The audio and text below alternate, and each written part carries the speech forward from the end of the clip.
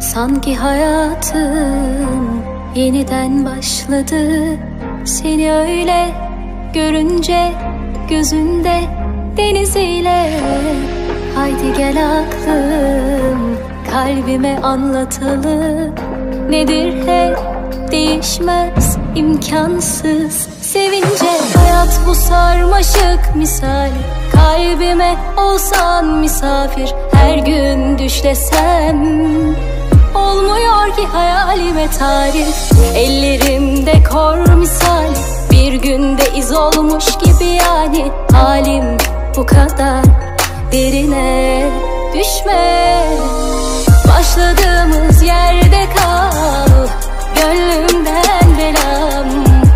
Kimse bilmesin bu aşk bende kalsın.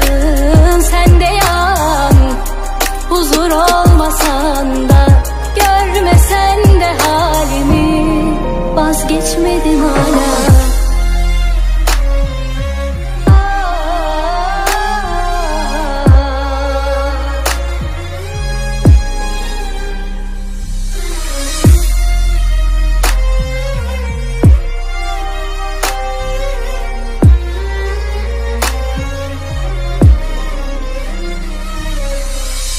Bu sarmaşık misali, kalbime olsan misafir. Her gün düş desem olmuyor ki hayalime tarif. Ellerimde kor misali, bir günde iz olmuş gibi yani. Halim bu kadar derine düşme.